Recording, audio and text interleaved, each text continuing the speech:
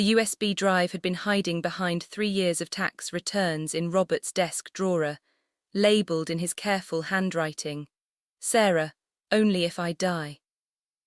3 months after my husband's car collided with an oak tree during that terrible storm in March, I was finally sorting through his home office when my fingers brushed against the small device that would shatter everything I thought I knew about the man I'd loved for 25 years. I sat in his leather chair, the one where he'd spent countless evenings grading papers and working on lesson plans for his high school math classes, and stared at the USB drive for nearly 10 minutes before inserting it into his laptop.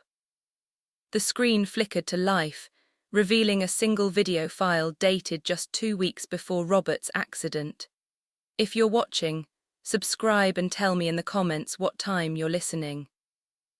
When I clicked play, my husband's face appeared on screen, but he looked nothing like the confident, gentle man I'd shared breakfast with every morning for a quarter-century.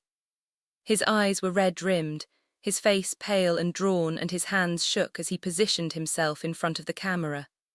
"Sarah," he began, his voice cracking on my name. "If you're watching this, then I'm gone, and it's time you learned the truth about who you've been married to all these years." I felt my chest tighten as Robert, the man who helped Alex with homework every night, who brought me coffee in bed every Sunday morning, who held me during thunderstorms because he knew they made me anxious, took a shuddering breath and continued, "My name isn't Robert Mitchell. It's James Patterson. 26 years ago, I ended the lives of Robert Mitchell and his entire family." The words hit me like physical blows. I paused the video, needing to catch my breath, needing to process what I just heard. My husband wasn't Robert Mitchell. The man I'd married, the father of my son, had been living under a stolen identity for over 2 decades. I pressed play again, my hands trembling as Robert, James, continued his confession. "Sarah, you have to understand how it happened. Robert and I had been best friends since freshman year of college. Everyone said we looked like twin brothers. Same height, same build, same dark hair and brown eyes. People used to joke that we must have been separated at birth." He wiped his eyes with the back of his hand, and I could see the weight of whatever secret he was about to reveal crushing down on him. The night it happened, I was supposed to be the designated driver. Robert's family, his parents, Helen and David, his sister Jessica, they'd invited me to join them for Helen's birthday dinner at that restaurant outside town. Robert had been so excited about me meeting his family properly. You see, he'd grown up in foster care since he was 5, bounced around different homes, never really had a stable family until the Mitchells took him in during his senior year of high school and officially adopted him. I thought about all the stories Robert had told me about his childhood, about growing up in foster care, about finally finding a family who loved him. Those stories had made me love him even more, this man who'd overcome abandonment and uncertainty to become such a devoted husband and father. We'd all been drinking at dinner except me because I was driving Robert's car. But Sarah, after we left the restaurant, I made a terrible decision. We stopped at a gas station, and while everyone was inside, I had a flask in my jacket. I thought just a few drinks wouldn't matter. I thought I could handle it. My stomach dropped as I began to understand where this confession was heading. The rain started during the drive home, heavy, blinding rain that made the road slick and dangerous. I was going too fast, Sarah. I was drunk and going too fast on that winding mountain road. And when I came around the curve near Miller's Creek, I lost control. Robert's voice broke completely, and he sat in silence for nearly 30 seconds before continuing. The car flipped 3 times and landed upside down in the creek. When I came to, I was thrown clear of the vehicle. But Robert and his family, they were all trapped inside. Sarah, they were gone instantly. The impact, the water. I took away 4 lives in a single moment of stupidity and selfishness. I felt nauseous as the magnitude of what he was telling me began to sink in. The man I'd loved, the man I'd built a life with, had been responsible for ending 4 lives and had been living under the identity of one of his victims. When I heard the sirens approaching, I panicked. I knew I was drunk, knew I'd be facing vehicular homicide charges, knew my life was over. And that's when I noticed that Robert and I were wearing almost identical clothes, dark jeans, similar jackets. In the darkness and chaos with our faces, Sarah, we looked so much alike that even close friends sometimes confused us. Robert paused the recording again, apparently needing time to gather courage for what came next. I switched places with him, Sarah. I dragged Robert's body to where I'd been thrown from the car and put myself in the driver's seat. When the police and paramedics arrived, I told them that Robert's father, David, had been driving, that I was Robert Mitchell, and that I'd been thrown clear during the crash. The room seemed to spin around me as I absorbed this confession. My husband had not only caused a fatal accident while drunk, but had then manipulated the scene to avoid responsibility, allowing Robert's father to be blamed posthumously for the tragedy. Because Robert had grown up in foster care and had limited extended family, there was no one to question inconsistencies in my story. I knew enough about his background from our friendship to answer basic questions. The trauma of the accident explained any behavioral changes people noticed. I stared at the screen, watching this man I'd thought I knew completely reveal himself to be someone I'd never known at all. For 26 years I've lived Robert's life. I finished his teaching degree, got his teaching job, met and married you using his name. Sarah, every day has been both a blessing and a torture, living the life that Robert dreamed of having, raising the family he always wanted, while knowing that I stole it all from him by taking away his chance to live it himself. The video continued for several more minutes, but I could barely process the additional details he shared about forged documents, carefully constructed lies, and the constant fear of discovery that had haunted him for over 2 decades. Hello. Please also tell me in the comments what kind of stories you most enjoy watching here on the channel. This helps me bring you the best content. When the recording ended, I sat in stunned silence in my husband's study, surrounded by 25 years of memories that had suddenly become artifacts of an elaborate deception. The man who'd been the center of my world, the father of my son, had been living a lie so comprehensive that our entire life together was built on someone else's stolen identity. The worst part wasn't just the deception.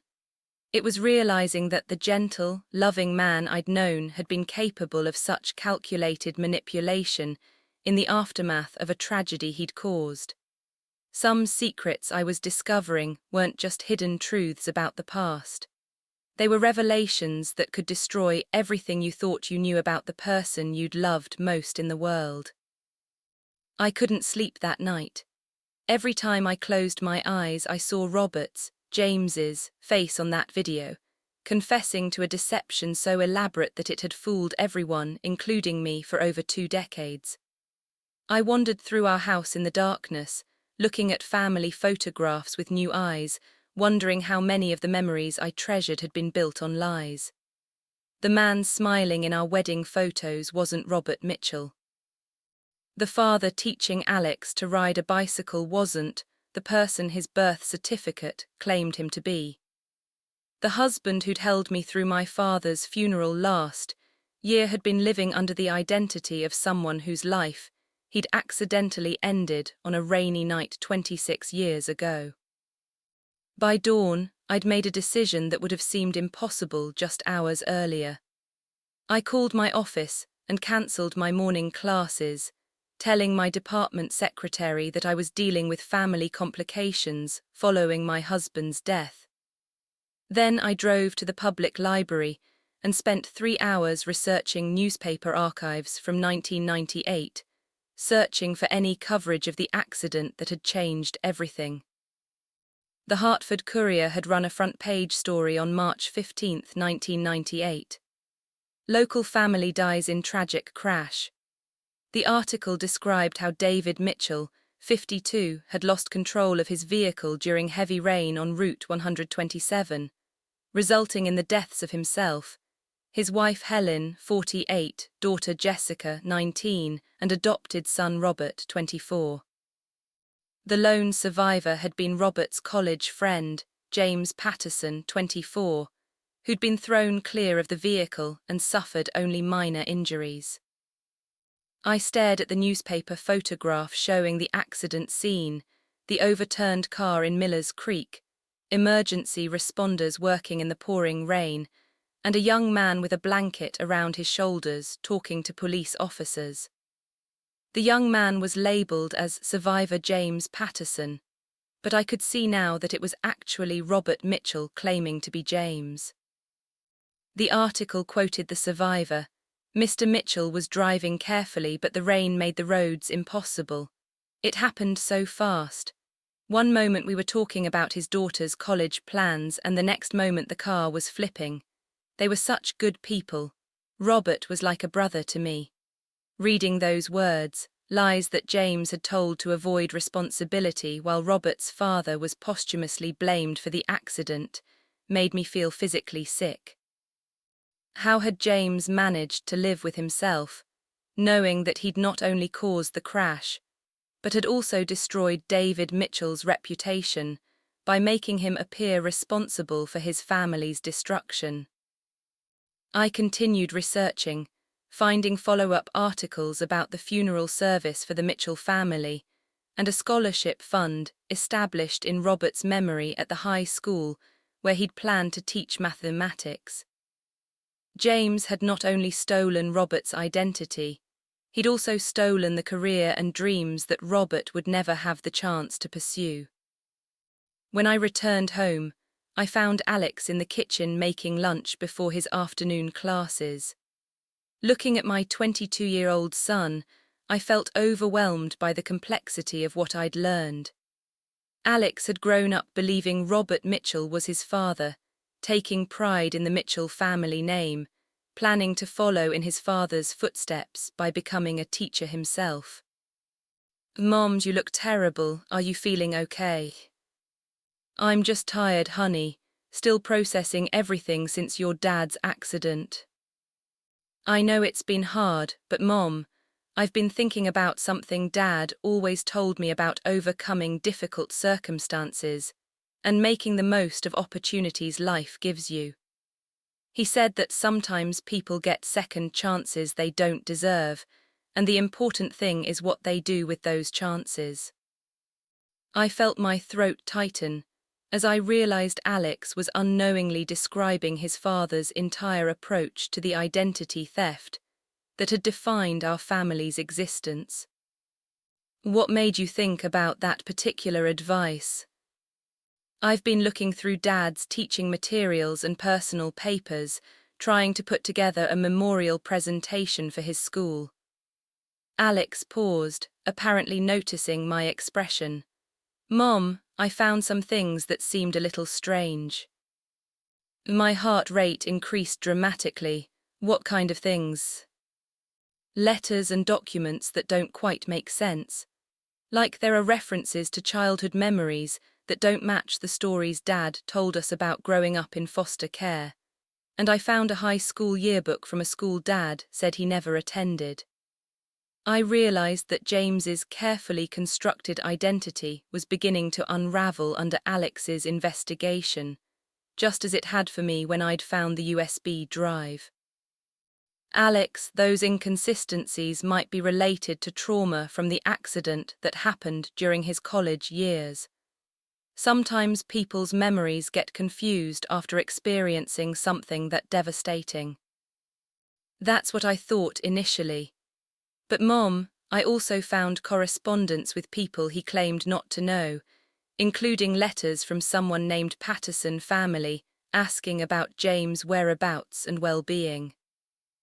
I felt cold as I realized that Alex was independently discovering clues that would eventually lead him to the same devastating truth I was still processing. "Alex, I think you should stop going through your father's personal papers for now. Some things are private, and investigating them might not bring the closure you're hoping to find. But Mom, don't you want to understand who Dad really was? Don't you think we deserve to know the complete truth about his background and experiences? The irony of Alex's question was almost unbearable. He was asking for exactly the truth I'd discovered, but wasn't sure I could share with him without destroying his understanding of everything he'd believed about his father and our family. Sometimes, Alex, learning more about people we love, reveals complications that are more painful than helpful. Are you saying there are things about Dad that you think I shouldn't know? I looked at my son, this young man who'd inherited James' intelligence and Robert's gentle nature, who'd grown up believing he was carrying on the Mitchell family legacy, and realized I was facing an impossible decision about how much truth a person could handle about the foundation of their entire identity.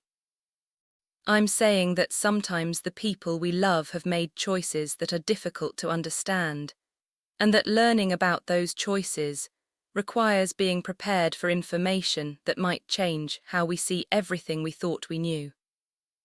Alex studied my face with the same analytical intensity that had made him an excellent student, apparently recognizing that I was talking around something significant rather than answering his questions directly. Mom, are you saying that Dad had secrets that would change how I think about him?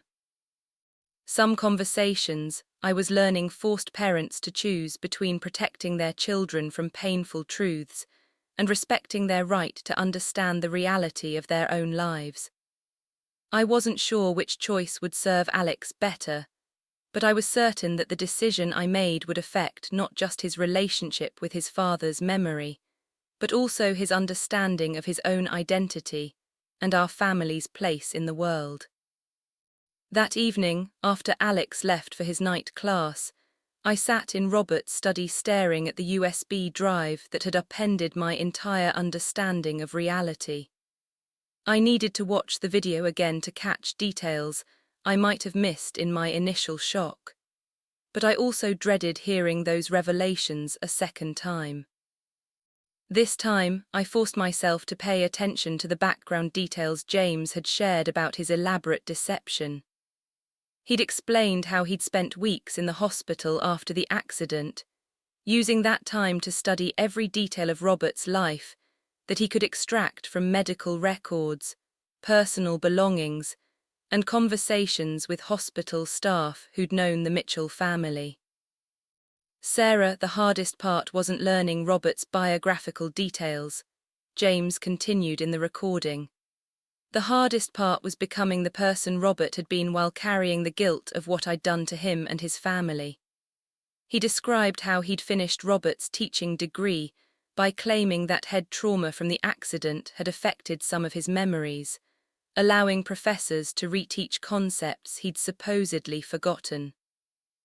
He'd explained personality changes as post-traumatic stress, behavioral differences as maturation following tragedy. I threw myself into being the best teacher I could be, not just to honor Robert's dreams, but because I needed to believe that I could do something worthwhile with the life I'd stolen from him. I paused the video, thinking about the devoted teacher I'd married, the man who'd stayed after school to tutor struggling students, who'd spent his own money on classroom supplies, who'd been beloved by colleagues and students alike. Had that dedication been genuine care for education, or had it been James's attempt to atone for his crimes by living Robert's dreams better than Robert might have lived them himself? The recording continued with details about how James had met me 2 years after the accident during his first year teaching at Jefferson High School. I remembered that time clearly. I'd been the new English teacher, and Robert had been assigned as my mentor to help me navigate the school's policies and procedures. I fell in love with you immediately, Sarah, not because I was lonely or because I needed someone to complete my false identity, but because you were everything I'd ever hoped to find in a partner.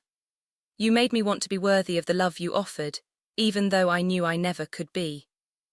I remembered our courtship, how patient and attentive Robert had been, how he'd seemed almost grateful for every moment we spent together, as if he couldn't quite believe I'd chosen him.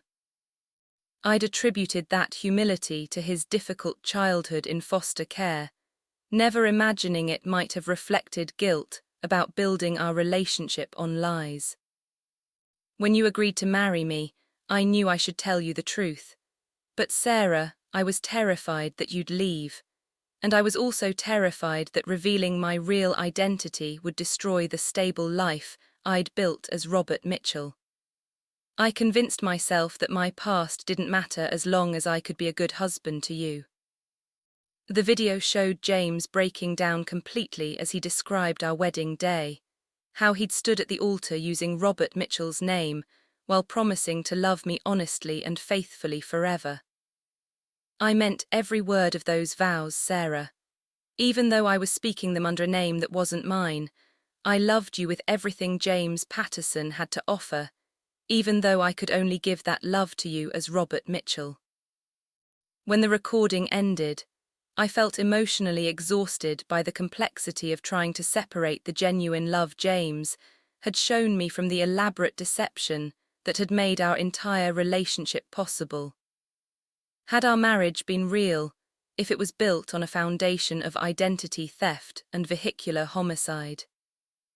My phone rang, interrupting my spiraling thoughts. Alex's name appeared on the caller ID. "Mom, I'm sorry to call so late, but I found something else in Dad's papers that I think you need to see." "Alex, we discussed this earlier. I think you should stop going through." "Mom, I found letters. Letters from a family named Patterson asking about their missing son, James, who disappeared after a car accident in 1998. They're dated from 1999 through 2003, all sent to the school where Dad worked, all asking if anyone had information about James Patterson, who they'd lost touch with after he survived that crash." I felt my stomach drop as I realized that James' biological family had spent years searching for him, never knowing that he'd assumed Robert Mitchell's identity and was living a completely different life just a few hours away from their home. "Alex, those letters." "Mom, there are also medical records in Dad's files that don't match his supposed medical history, blood type documentation that contradicts what his driver's license says, and dental records that appear to have been altered."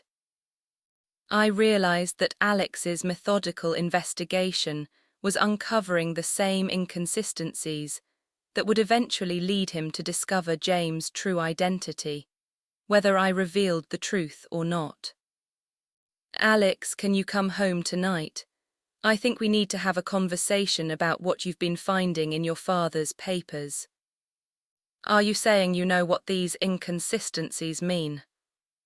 I thought about the USB drive sitting on Robert's desk, containing a full confession that would answer all of Alex's questions while simultaneously destroying his understanding of his father, his family, and his own identity.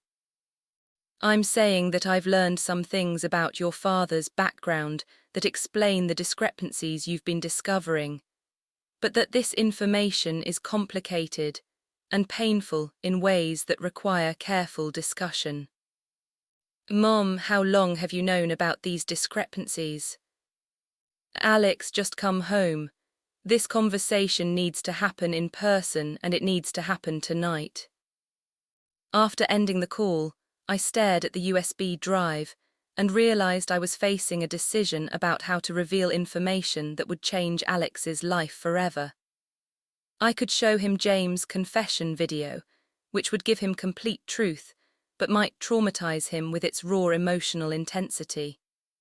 Or I could try to explain the situation gradually, preparing him for revelations that would challenge everything he'd believed about our family. Either way, my son was about to learn that his father had been living under a stolen identity for over 2 decades, and that our entire family history was built on lies told to avoid responsibility for ending 4 lives in a drunk driving accident. Some secrets I was discovering became impossible to maintain once other people started asking the right questions. And some children deserve to know the truth about their heritage, even when that truth would shatter their understanding of everything they'd been raised to believe about themselves. Alex arrived home within an hour, carrying a manila folder stuffed with documents he'd been collecting during his investigation into his father's background. I watched him spread the papers across our dining room table, letters from the Patterson family, medical records with inconsistencies, photographs that didn't match the timeline Robert had always given us about his life. "Mom, I've been thinking about this all week, and nothing adds up," Alex said, his voice carrying the frustration of someone who'd been trying to solve a puzzle with missing pieces. "Dad always told us he grew up in foster care in Hartford County, but these documents suggest connections to families in completely different regions." I looked at the evidence Alex had assembled, realizing that his systematic approach had uncovered many of the same discrepancies that James' confession video had revealed. My son had inherited both his father's analytical mind and his determination to understand complicated problems. "Alex, before we discuss what you found, I need to ask you something. How do you think you'd handle learning that everything you believed about your father's identity was fundamentally incorrect?" "What do you mean by fundamentally incorrect?" "I mean discovering that the basic facts you've always known about his background, his family, even his name, weren't accurate." Alex studied my face with the same intensity he'd always applied to difficult academic problems. "Mom, are you telling me that Dad lied about his identity?"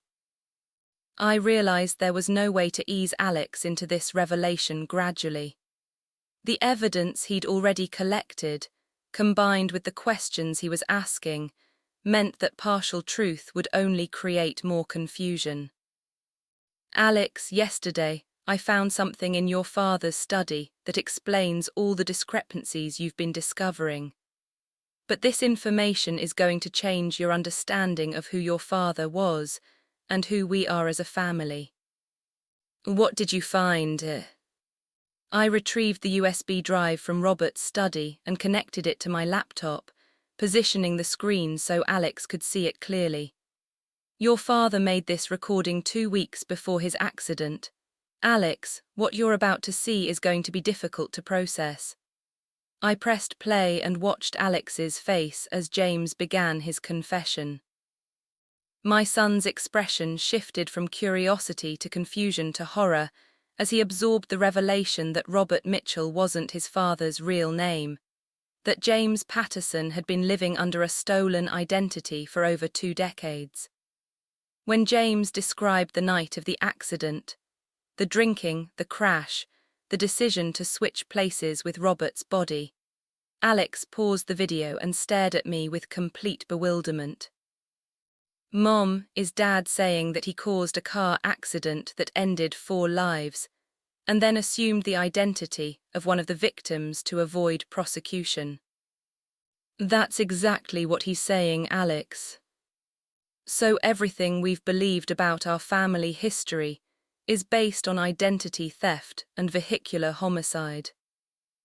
I nodded, watching Alex struggle to reconcile the loving father he'd known with the man confessing to crimes that had shaped our entire family's existence. "Alex, I know this is overwhelming, but there's more to the recording. Your father explains how he built his life as Robert Mitchell and how that deception affected his relationship with us." We continued watching as James described meeting me, falling in love, and struggling with the guilt of building our marriage on lies. Alex listened to his father explain how he tried to honor Robert Mitchell's memory by becoming the best teacher possible, how he'd attempted to live the life that Robert would never have the chance to live. Mom, when Dad talks about trying to be worthy of the love you gave him, he sounds genuinely tormented by what he'd done. Your father carried tremendous guilt about his deception, Alex, but he also genuinely loved us and tried to be the best husband and father he could be under the circumstances. But those circumstances included assuming the identity of someone he'd accidentally ended the life of while driving drunk. I felt the weight of that truth settling between us, the understanding that our family's happiness had been built on someone else's tragedy, and that the man we'd loved had been capable of both terrible judgment and elaborate deception. When the recording ended, Alex sat in silence for several minutes, apparently processing information that challenged his fundamental understanding of his own identity. Mom, what does this mean for us? For me? Am I legally Alex Mitchell or am I Alex Patterson? Is our marriage legitimate if you married someone using a false identity? Those are questions I've been struggling with since I found this recording yesterday. Alex, I think we're going to need legal advice about the implications of your father's identity theft for our family's status. And what about the Patterson family? These letters show they spent years searching for their son, who disappeared after surviving that accident. They never knew James was alive and living under Robert's name. I looked at the letters Alex had found, recognizing that James' biological family had grieved for him unnecessarily, while he'd been building a new life just hours away from their home. Alex, there's something else we need to consider. James's confession mentions that he prepared documentation about his crimes and set aside resources for the victims' families. I think he was planning to reveal the truth before his accident. So Dad's death might have prevented him from finally taking responsibility for what he'd done 26 years ago.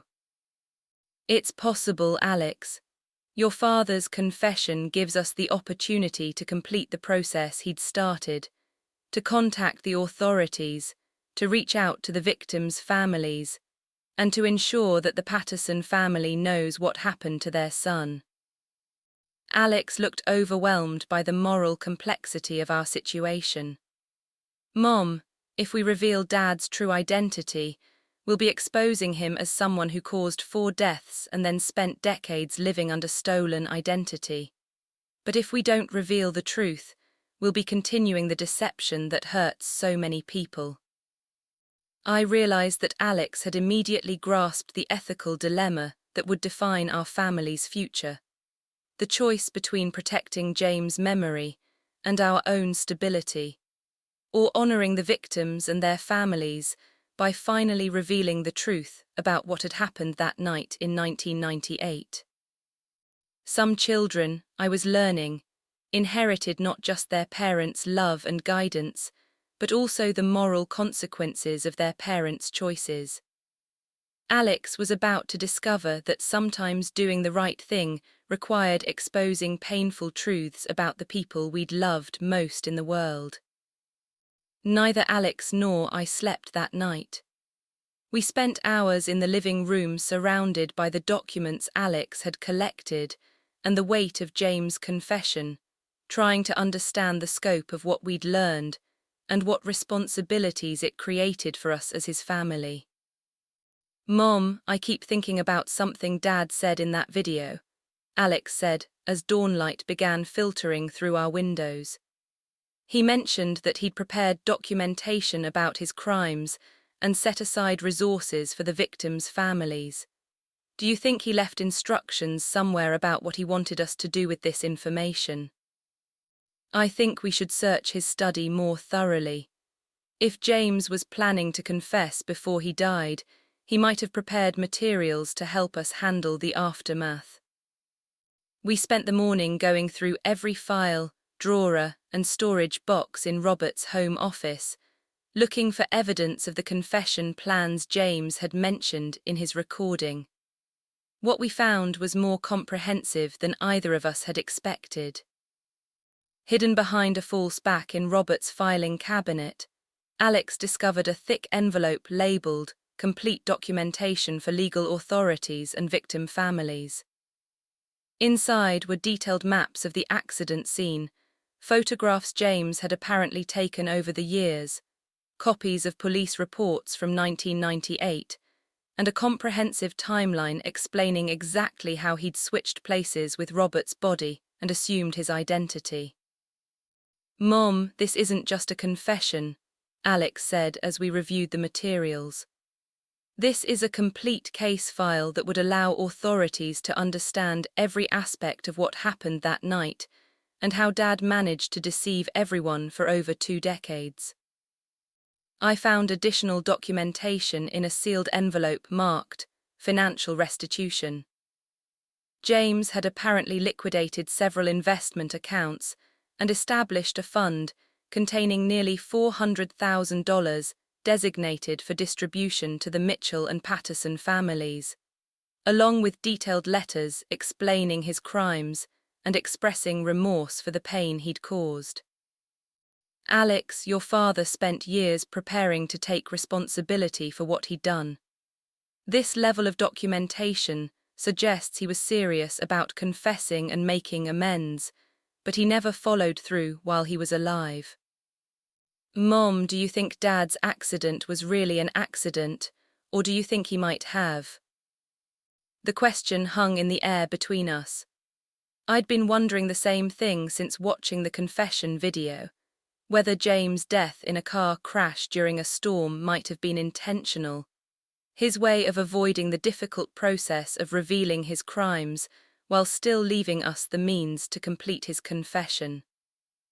I don't know, Alex, but I think that question is less important than deciding what we are going to do with the information and resources he left us. We spread all of James's documentation across the dining room table, creating a comprehensive picture of his crimes and his plans for taking responsibility. The materials included contact information for the Patterson family, addresses for surviving relatives of the Mitchell family, and detailed instructions for how to approach legal authorities about the case. Mom, if we follow through with Dad's confession plan, our entire family will be exposed as having been built on lies and vehicular homicide. I'll have to change my legal identity. You'll have to deal with questions about what you knew and when you knew it, and Dad's reputation will be completely destroyed. But if we don't follow through, the Patterson family will continue wondering what happened to their son. The Mitchell family will continue believing that David Mitchell caused the accident that ended his family, and will be continuing a deception that's already lasted 26 years. Alex was quiet for several minutes, apparently weighing the personal costs of revelation against the moral obligation to honor the victims and their families. Mom, I need to ask you something difficult. During your marriage to Dad, did you ever suspect that he wasn't who he claimed to be? I thought about the question carefully, reflecting on 25 years of marriage to a man who'd apparently been living under constant fear of discovery. There were moments when your father seemed haunted by something, times when he'd wake up from nightmares he couldn't explain, times when he'd become emotional about news stories involving car accidents. I attributed those reactions to trauma from the accident he'd supposedly survived. But now I wonder if they were manifestations of guilt about what he'd actually done. Did he ever seem like he wanted to tell you something important but couldn't find the courage? Actually, yes. Especially in the past year, your father had begun several conversations about important things he needed to share with me, but he never followed through. Alex, I think he was struggling with the decision to confess, and his death might have prevented him from finally telling us the truth himself. That afternoon, I called my attorney, Margaret Williams, to discuss the legal implications of the information we'd discovered. I explained the situation carefully, emphasizing that we'd learned about James' crimes through posthumous confession and hadn't been aware of his true identity during his lifetime. "Sarah, this is an extraordinary situation," Margaret said after reviewing copies of James's documentation. "Your husband's confession provides evidence of vehicular homicide, identity theft, and fraud that spans over 2 decades. The authorities will need to investigate these claims, and there could be legal consequences for your family's status." "What kind of consequences?" "Your marriage might be considered invalid since you married someone using a false identity. Alex's legal identity could be complicated since his birth certificate lists Robert Mitchell as his father. There could also be inheritance issues and questions about any benefits you've received based on James's assumed identity." "Margaret, what would you recommend we do?" "I would recommend full cooperation with authorities accompanied by legal representation to protect your interests. Sarah, James' documentation suggests genuine remorse and preparation for taking responsibility. Following through with his confession plan demonstrates integrity and respect for the victims." That evening, Alex and I made the decision that would define our family's future. We would honor James' intentions by revealing his true identity to authorities and victim families, accepting whatever consequences that revelation brought for our own lives. Some secrets, we realized, created moral obligations that extended beyond the people who'd originally kept them. And some children inherited not just their parents' love, but also the responsibility for completing the ethical reckonings their parents had begun but never finished. The first call I made was to the Patterson family, using contact information from the letters Alex had found in James' papers. After 26 years of wondering what had happened to their son, James' parents deserved to know that he'd survived the accident and had been living under an assumed identity just 3 hours from their home. "Mrs. Patterson, my name is Sarah Mitchell. I'm calling about your son, James, who you lost contact with after a car accident in 1998. The silence on the other end of the line stretched for nearly 10 seconds before Alina Patterson responded with a voice that carried 2 decades of grief and hope. "Did you say James? Our James? Do you know what happened to our boy?" "Mrs. Patterson, this is going to be very difficult to hear. But James survived that accident and has been alive all these years. However, the circumstances are complicated, and I think we need to meet in person to discuss what I've learned." "He's alive, James is alive."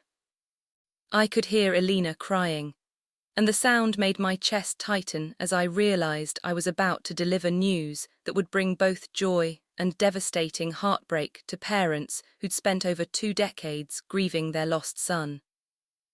"Mrs. Patterson, James passed away 3 months ago in a car accident, but he left behind documentation that explains what happened after he survived the crash in 1998. I have letters he wrote specifically for your family." 2 days later, Alex and I drove to the Patterson family home in Springfield, carrying James' confession materials and the letters he'd prepared for his biological parents. Alina and Robert Patterson were both in their 70s now, worn by years of wondering whether their son was alive or dead somewhere in the world. "Mrs. Mitchell, for 26 years, we've hoped that James would contact us, that maybe he'd suffered memory loss or was too injured to reach out," Alina said as we sat in their modest living room. "We never stopped believing he might come home someday."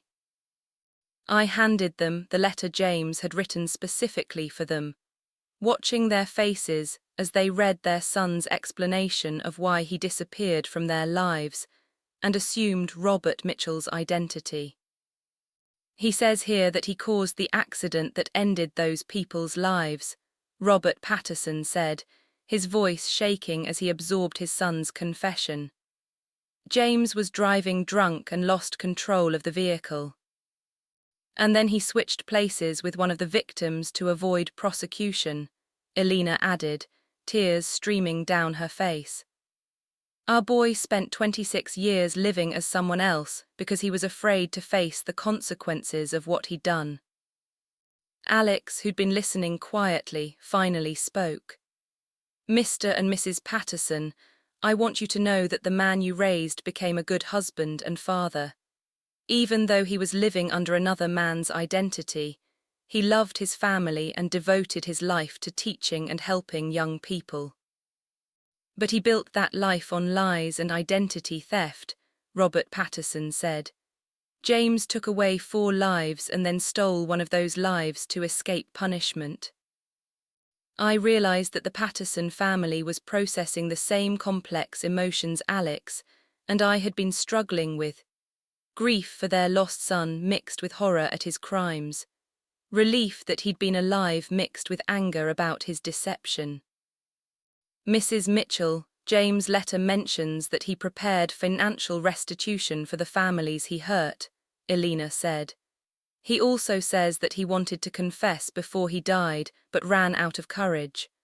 What do you plan to do with this information? We plan to contact the authorities and the Mitchell family relatives to reveal the complete truth about what happened in 1998. James prepared comprehensive documentation that will allow everyone to understand exactly what occurred that night. Even though revealing the truth will expose your family to legal complications and public scrutiny.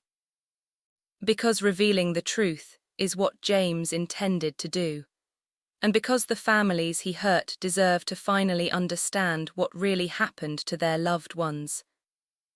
That afternoon, we met with Detective Lisa Rodriguez from the state police, who specialized in cold cases and had agreed to review James' confession materials. She listened carefully as we explained how we discovered the documentation and our decision to bring it to law enforcement attention. Mrs. Mitchell, this confession provides detailed evidence about a vehicular homicide case from 1998, Detective Rodriguez said after reviewing James' materials. The original investigation concluded that David Mitchell had been driving when the accident occurred, but your husband's documentation suggests that conclusion was based on manipulated evidence. What will happen to David Mitchell's reputation now that we know he wasn't responsible for the crash? We'll work with the district attorney's office to officially clear Mr. Mitchell's record and ensure that the family understands the correct circumstances of the accident. This information will also be important for insurance and legal issues that might still be affecting the Mitchell family. And what about my family's legal status? Alex's identity, our marriage validity, inheritance issues. Those matters will need to be addressed through family court and civil proceedings.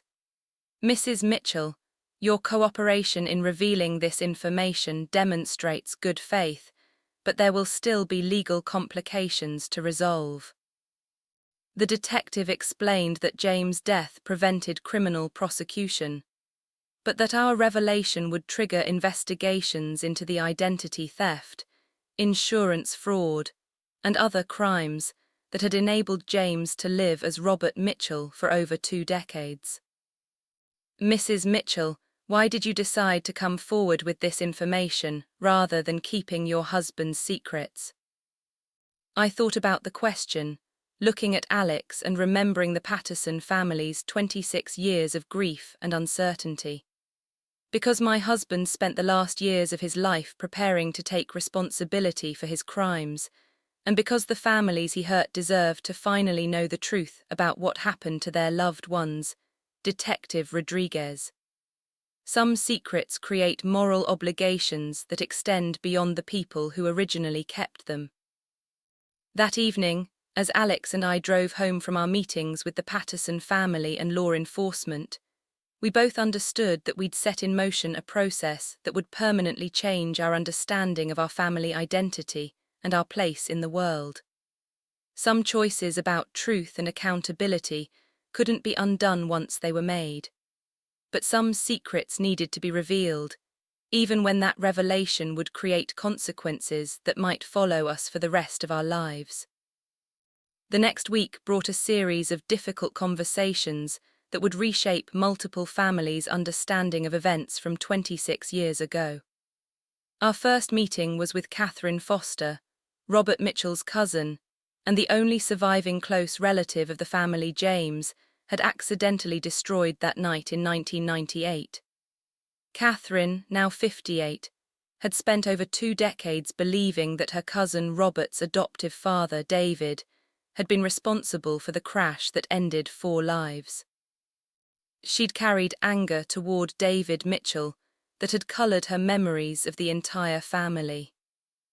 "Mrs. Mitchell, I have to admit that learning the truth about what happened that night brings me both relief and rage," Catherine said as we sat in her living room, surrounded by photographs of the Mitchell family. Relief that Uncle David wasn't responsible for destroying his own family, but rage that some stranger manipulated the evidence to make us believe he was. I handed her the letter James had written specifically for Robert's surviving family members, watching her face as she read his explanation of the friendship he'd shared with Robert and the guilt that had haunted him for decades. "He says here that he and Robert looked so much alike that people called them twin brothers," Catherine noted, "and that Robert had told him about growing up in foster care before David and Helen adopted him during high school. James used that resemblance and Robert's limited family connections to assume his identity," Alex explained. "Our father spent years studying every detail of Robert's background to make the deception convincing." "Your father," Catherine said with emphasis that made clear how she felt about James' relationship to us, "stole Robert's entire future. My cousin was planning to teach mathematics to help students who struggled with academics the way he'd struggled growing up in foster care. I felt the weight of that truth, that James hadn't just caused Robert's death, but had also appropriated the dreams and aspirations that had motivated Robert's life choices. Mrs. Foster, James tried to honor Robert's teaching ambitions by becoming the kind of educator Robert had planned to be," I said. "That doesn't excuse what he did, but he seemed genuinely committed to living the life Robert would have wanted to live. But he lived that life using Robert's name and identity, which means Robert never received credit for the accomplishments that should have been his legacy." Catherine showed us photographs of Robert from college, and I was struck by the resemblance to James that had made the identity switch possible. They could have been actual brothers, same height, build, facial structure, and coloring that would have made them nearly identical to people who didn't know them intimately. "Mrs. Mitchell, what's going to happen to the name Robert Mitchell now? Will your son continue using an identity that belongs to my dead cousin?" Alex, who'd been quiet during most of our conversation, finally spoke. "Mrs. Foster, I've been struggling with that question since we learned the truth. The name Alex Mitchell represents 22 years of my life, but it's built on someone else's stolen identity." "And what have you decided?" "I've decided to legally change my name to Alex Patterson, honoring my father's real identity while acknowledging the truth about our family background." I felt proud of Alex's decision, recognizing that it demonstrated respect for both the Patterson family and Robert Mitchell's memory, even though it would require him to rebuild his legal identity from scratch. "Mrs. Foster, James left financial resources specifically designated for Robert's family," I explained, showing her documentation of the restitution fund. "It's not compensation for what was taken from your family, but it represents his attempt to acknowledge the harm he caused. "Money doesn't bring back 4 lives or restore Robert's reputation," Catherine said. "But I appreciate that your husband finally tried to take responsibility for his actions, even if he waited until after his death to do so." Our next meeting was more emotionally complicated. Detective Rodriguez had arranged for us to meet with David and Helen Mitchell's surviving siblings, Robert's adoptive Aunt Martha and Uncle Edward, who had spent 26 years believing that David had been responsible for destroying his own family through reckless driving. For over 2 decades, we've struggled to understand how David could have been so careless with his family's lives, Martha said, tears in her eyes as she processed the new information. "We loved David, but we couldn't reconcile the careful, responsible man we knew with someone who would drive dangerously in bad weather." Learning that David wasn't driving that night, that he and his family were victims of someone else's poor judgment, changes everything we've believed about their deaths, Edward added. "I watched these elderly relatives absorb the revelation that their brother-in-law's reputation could finally be restored, that the anger and confusion they'd carried for decades had been based on manipulated evidence. Mrs. Mitchell, your husband's confession will allow us to remember David and Helen and Jessica and Robert as victims rather than as people who died because of David's supposed recklessness," Martha said. "That's a gift we never expected to receive, but it's a gift that comes at the cost of learning that a complete stranger destroyed our family and then lived the life that Robert would never have the chance to experience," Edward noted. That evening, Alex and I met with our attorney to discuss the legal implications of the revelations we'd been sharing with law enforcement and victim families. Sarah, the district attorney's office, has reviewed James' confession materials and concluded that his death prevents criminal prosecution, but there will still be civil and administrative consequences for your family, Margaret Williams explained. "What kind of consequences?"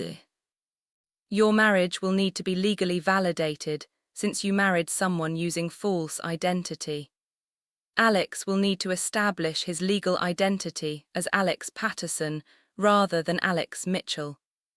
There may also be issues with Social Security benefits, insurance payments, and other benefits you've received based on James' fraudulent identity."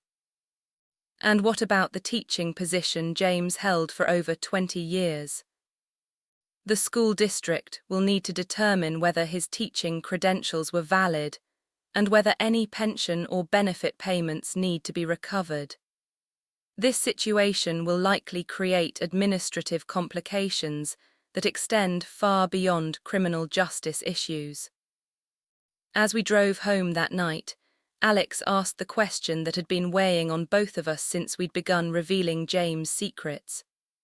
"Mom, do you think we made the right decision in exposing Dad's crimes? We could have kept his confession private and continued living the life he'd built for us."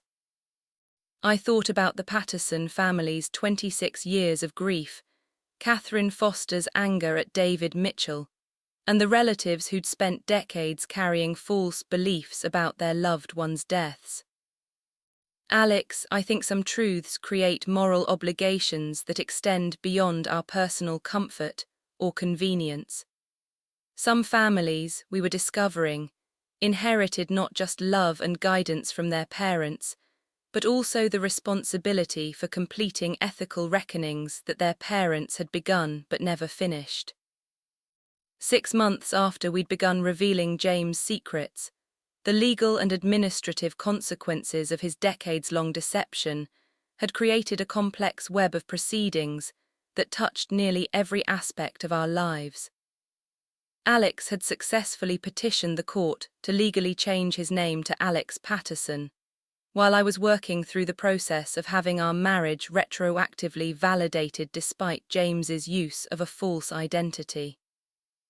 The school district, where James had taught for over 20 years, faced their own complicated decisions about how to handle his employment records and pension contributions. Principal David Chen called me to discuss their approach to James' legacy within the educational community. "Mrs. Patterson," he said, using my legal name now that our family's true identity had been established, "we're struggling with how to address your husband's teaching career, given what we've learned about his background." "I understand the complexity, Mr. Chen. James was simultaneously an excellent educator and someone living under a stolen identity." "Exactly. His student evaluations and peer reviews were consistently outstanding.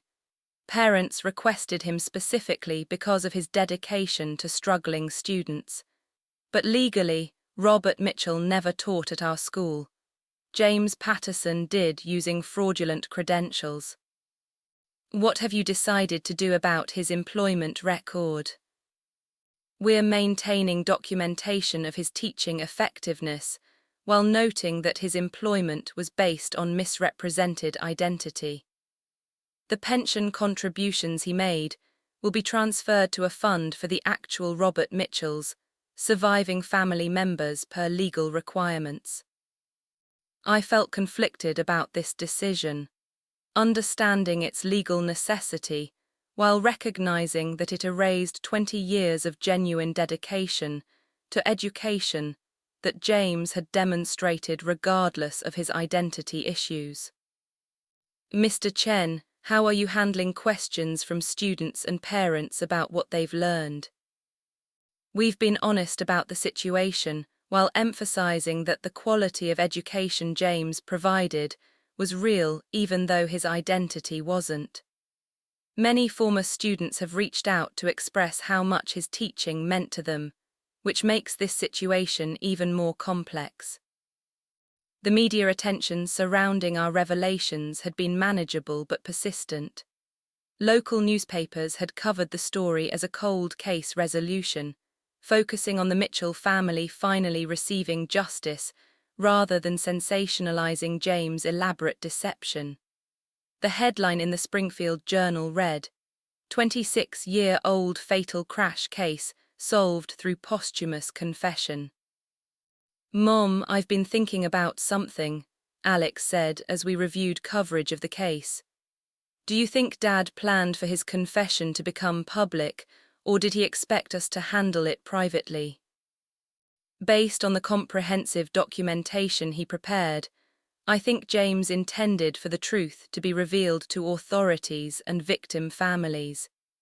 He seemed to understand that private confession to us wouldn't address the harm he'd caused to others."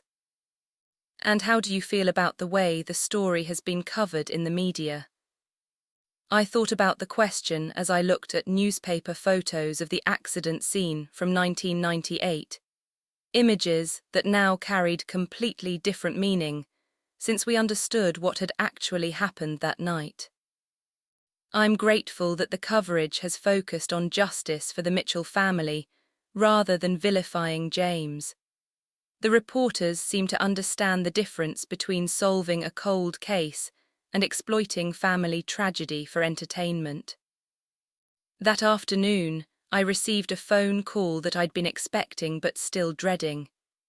Elena Patterson, James' mother, called to discuss the memorial service they were planning for their son. "Sarah, we've decided to hold a service that acknowledges both James' crimes and his attempts at redemption through the life he built as Robert Mitchell. We'd like you and Alex to participate if you're comfortable doing so." "Mrs. Patterson, I think that would be meaningful for all of us. How are you and Robert processing everything we've learned?" "It's been difficult. We're grieving our son all over again, first for losing him 26 years ago, then for learning about his crimes, and finally for his actual death 3 months ago. But we're also grateful to know that he tried to live a good life despite the terrible choices he made as a young man." "And how do you feel about Alex and me? We represent the family James built using a stolen identity, but we're also the family who revealed his crimes when we could have kept them secret. Sarah, you and Alex chose to honor the victims over protecting your own comfort. That tells us something important about the kind of people James raised you to be, even if he raised you under false circumstances. The memorial service took place on a cloudy Saturday afternoon in Springfield, attended by the Patterson family, surviving Mitchell relatives, Alex and me, and several of James's former teaching colleagues who'd learned about his true identity through our revelations. Catherine Foster spoke about her cousin Robert Mitchell, describing the dreams and aspirations that had been cut short by the accident. Elena Patterson spoke about James' childhood and the grief his family had experienced during his 26-year disappearance. Alex spoke about the father who'd raised him, flawed but loving, guilty, but genuinely devoted to education and family. I grew up believing I was Alex Mitchell, son of a man who'd overcome foster care and tragedy to become a dedicated teacher, Alex said during his eulogy. Now I know I'm Alex Patterson, son of a man who made terrible choices but spent decades trying to honor the life he'd accidentally taken away from someone else. Both versions of my father loved me, taught me important values, and shaped me into the person I am today. I spoke last, addressing the complexity of loving someone whose entire identity had been built on deception and tragedy. James Patterson lived 26 years under Robert Mitchell's name, but he also lived 26 years trying to become worthy of the life he'd stolen. He was haunted by his crimes, but also genuinely committed to being a good husband, father, and teacher. Learning the truth about his background has been devastating, but it's also allowed all of us to finally understand the complete story of what happened in 1998. As we left the memorial service, Martha Mitchell approached Alex and me with an unexpected request. "Mrs. Patterson, my family has discussed something we'd like you to consider. We'd like you and Alex to help us establish an educational scholarship in Robert Mitchell's name, funded partly by the restitution James provided, but also by donations from people who want to honor Robert's memory and support students who, like him, have overcome difficult circumstances." I felt moved by the suggestion, recognizing it as an opportunity to transform James' crimes and guilt into something that would honor Robert Mitchell's actual dreams and aspirations. "Mrs. Mitchell, I think that would be a beautiful way to ensure that Robert's name is associated with the educational opportunities he never had the chance to pursue himself. Some redemption, I was learning, came not through forgetting painful truths, but through transforming them into opportunities to honor the people who'd been harmed and the dreams that had been lost." 1 year after we'd revealed James' confession, the Robert Mitchell Memorial Scholarship had raised over $150,000 and awarded its first scholarships to 3 students who'd overcome foster care backgrounds to pursue teaching careers. Alex had become deeply involved in the scholarship committee, finding purpose in transforming his father's crimes into opportunities for young people who shared Robert's original circumstances and dreams. "Mom, meeting these scholarship recipients has helped me understand something important about Dad's story," Alex said, as we drove home from the awards ceremony. "These students remind me of who Robert Mitchell might have become if he'd lived, people who use difficult backgrounds as motivation to help others rather than as excuses for poor choices." "And how does that change how you think about your father?"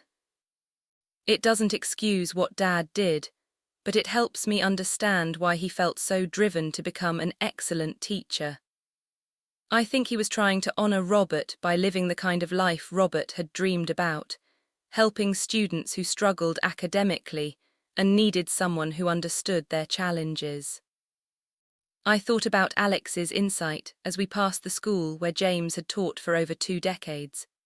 The building now housed a small memorial display about Robert Mitchell, featuring photographs of the real Robert from college and information about the scholarship established in his memory. It was strange seeing Robert's actual face in a place where James had worked under Robert's name for so many years. Alex, I received an interesting phone call yesterday. Detective Rodriguez said that James' confession has helped solve 2 other cold cases involving identity fraud.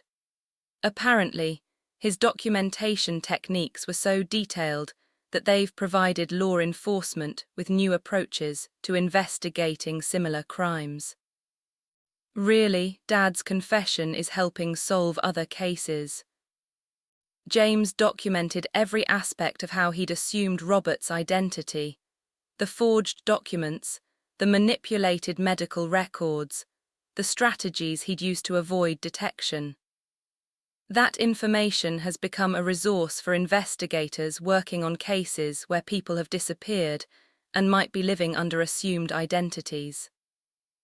We spent the evening reviewing letters we'd received from families whose missing person cases had been advanced through investigative techniques learned from James' confession materials.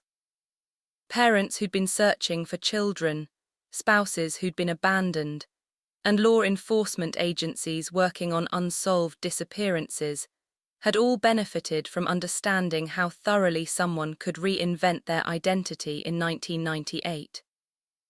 Mom, it's strange to think that Dad's crimes are indirectly helping reunite other families and solve other mysteries. James was methodical about everything he did, including his deception.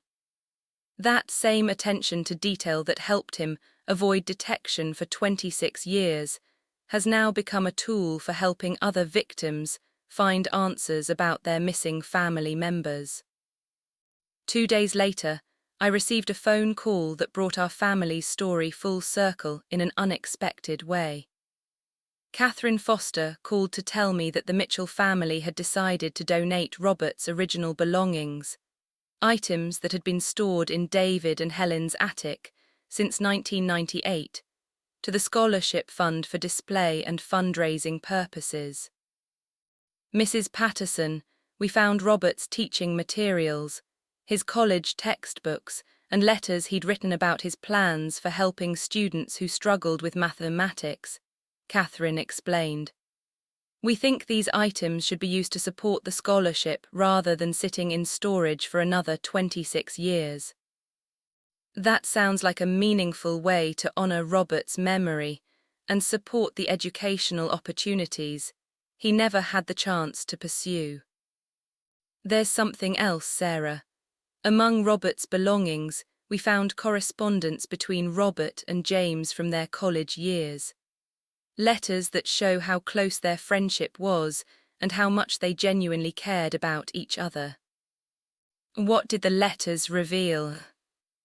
They reveal that James had been struggling with alcohol problems during college, and that Robert had been trying to help him address those issues.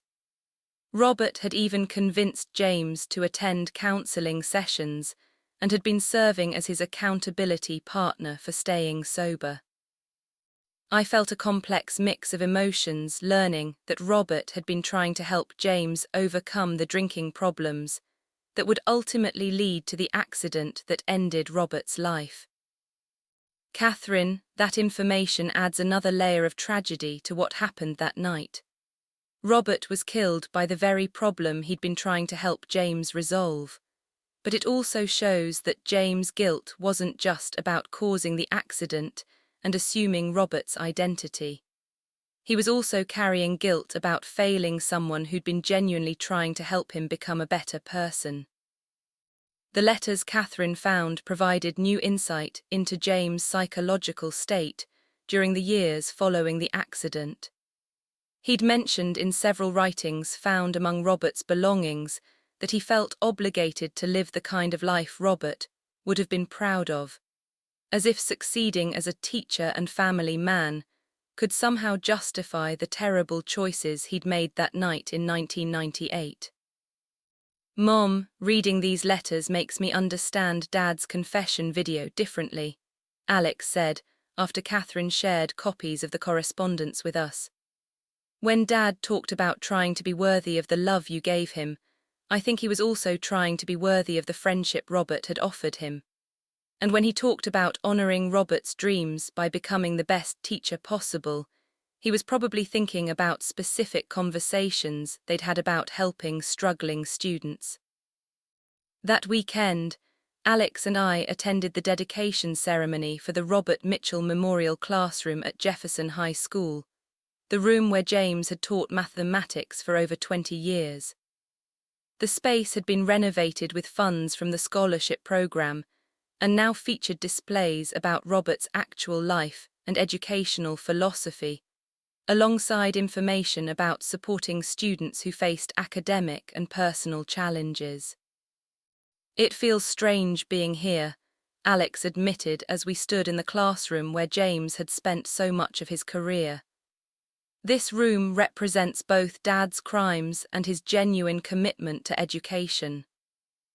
"Maybe that's appropriate," I replied. "James' story is complicated because people are complicated. He was capable of terrible judgment and elaborate deception, but he was also capable of dedication and love." As the ceremony concluded, several of James' former students approached us to share how much his teaching had meant to them. They spoke about his patience with struggling learners, his after-school tutoring sessions, and his ability to make mathematics accessible to students who'd given up on their academic abilities. "Mrs. Patterson, we know that Mr. Mitchell wasn't really Mr. Mitchell," one former student said. "But whoever he was, he changed our lives by believing in us when we didn't believe in ourselves. He taught us that making mistakes doesn't define you. How you respond to those mistakes does," another student added. Listening to these testimonials, I realized that James' legacy was more complex than simple categories of good or evil could capture. He'd committed serious crimes and lived under a stolen identity for decades. But he'd also genuinely helped hundreds of students and tried to honor the man whose life he'd accidentally ended. Some people, I was learning, contained both devastating failures and meaningful redemption. And understanding their complete story required accepting that complexity rather than demanding simple moral categories. James Patterson had ended 4 lives and stolen an identity, but he'd also spent 26 years trying to live worthy of the forgiveness he'd never asked for and the friendship he'd betrayed. 3 years after finding James's confession, Alex graduated from college with a degree in education and announced his intention to become a mathematics teacher, following in the footsteps of both the father who'd raised him and the man whose identity his father had assumed. The irony wasn't lost on either of us that Alex Patterson would be pursuing the same career path that Robert Mitchell had dreamed of before his life was cut short. "Mom, I know it might seem strange that I want to teach math after everything we've learned about Dad's background," Alex said as we discussed his career plans. "But I think I understand now why Dad was so passionate about education and why Robert Mitchell had chosen teaching as his calling." "What do you understand about their motivation?" Both of them had experienced feeling lost or disconnected, Robert through foster care, Dad through his family problems and alcohol issues. They both saw teaching as a way to help other people who felt lost or struggling academically. "And you feel called to continue that work?" "I feel called to honor both of them by becoming the kind of teacher who helps students overcome challenges and discover their potential." Alex paused, apparently considering how to express something important. "Mom, I want to teach at Jefferson High School in the same classroom where Dad worked for 20 years. I felt moved by Alex's decision, understanding it as both tribute and redemption, honoring James' dedication to education while also honoring Robert Mitchell's original dream of helping struggling students succeed. Alex, how do you think you'll handle working in a space where your father lived under a stolen identity for so many years? I think I'll handle it by being completely honest about who I am and why I'm there. I want students to know that I'm Alex Patterson, son of James Patterson who taught there as Robert Mitchell, and that I'm committed to the same educational values Dad demonstrated regardless of the complications in his personal history. That summer, Alex was hired at Jefferson High School to teach in the Robert Mitchell Memorial Classroom, making him the first teacher to work in that space since the truth about James' identity had been revealed. The principal, Ms. Rodriguez, had specifically supported Alex's application because of his unique understanding of the classroom's complex legacy. Alex brings a perspective that no other candidate could offer, she explained to the school board during his hiring process. He understands both the dedication to education that characterized his father's teaching and the importance of honesty and accountability in addressing past mistakes. On the first day of the new school year, I attended Alex's inaugural class as he introduced himself to 32 freshman algebra students who had no idea about the dramatic history connected to their classroom. My name is Alex Patterson, and I'm excited to be your math teacher this year, Alex began, standing in the same spot where James had taught hundreds of students over 2 decades. This classroom has a special history that I want you to understand because it's going to influence how we approach learning and mistakes throughout this school year. Alex explained about Robert Mitchell, the young man who'd planned to teach mathematics to help students who struggled academically, whose dreams had been cut short by a tragic accident. He talked about the scholarship program that supported students pursuing education degrees and about the importance of learning from both successes and failures. In this classroom, we're going to celebrate the idea that making mistakes is part of learning, and that how we respond to our mistakes matters more than the mistakes themselves, Alex continued. We're going to support each other through difficult concepts and remember that everyone deserves help when they're struggling to understand something new. I watched Alex begin his teaching career with the same patient enthusiasm that had characterized James' approach to education, but with an honesty about his family background that James had never been able to demonstrate. Students responded to Alex's authenticity and his genuine commitment to helping them succeed regardless of their academic starting points. That evening, Alex called to share how his first day had gone and to tell me about a conversation he'd had with Catherine Foster, who'd stopped by the school to see how the memorial classroom was being used. Mrs. Foster told me something interesting about Robert that we'd never heard before, Alex said. Apparently, Robert had specifically wanted to teach at schools that served students from challenging backgrounds because he understood how important it was for struggling kids to have teachers who believed in their potential. That fits with everything else we've learned about Robert's character and motivations.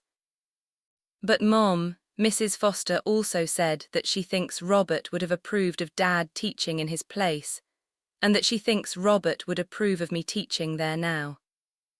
What made her say that? She said that Robert believed people deserved second chances and opportunities to make amends for their mistakes. Mrs. Foster thinks Robert would have understood Dad's commitment to honoring his memory through excellent teaching, even if he couldn't approve of the circumstances that led to Dad assuming his identity. 6 months later, I received the final legal documentation that officially resolved the administrative complications created by James' decades-long identity theft. Our marriage had been validated retroactively. Alex's identity as Alex Patterson had been fully established, and all pension and benefit issues related to James' teaching career had been settled through agreements with victim families. Detective Rodriguez called to inform me that James' confession had ultimately contributed to solving 12 missing person cases and had helped law enforcement develop new protocols for investigating suspected identity fraud. Mrs. Patterson, your husband's documentation has become a training resource for investigators working on identity theft cases nationwide, she explained. The thoroughness of his records and his honest assessment of how he avoided detection have helped us understand vulnerabilities in identification systems that have since been strengthened. As I hung up the phone, I realized that James' story had evolved from personal tragedy into something that served broader purposes, honoring Robert Mitchell's memory, reuniting other families with missing relatives, and teaching new generations of students through Alex's commitment to education. My husband left me a USB drive confessing that he'd lived 26 years under the stolen identity of a man whose life he'd accidentally ended while driving drunk. But he also left me the opportunity to discover that some secrets, when finally revealed with courage and honesty, can be transformed into justice for victims, reunion for families, and hope for young people who need to believe that mistakes don't define you. What you do after making them does. Some confessions I had learned weren't just about admitting guilt. They were about creating opportunities for truth, healing, and redemption that extended far beyond the person who'd originally kept the secrets. James Patterson had spent 26 years living as Robert Mitchell, but his final act of honesty had allowed both men's legacies to finally serve the educational dreams they'd both believed in. The truth had been devastating to learn, but it had also set multiple families free to move forward with honesty, understanding, and hope for futures built on authentic foundations rather than elaborate deceptions. Thank you for listening. Please write a comment rating my story from 0 to 10. Subscribe and send it to someone who also likes to hear stories like this. Best regards.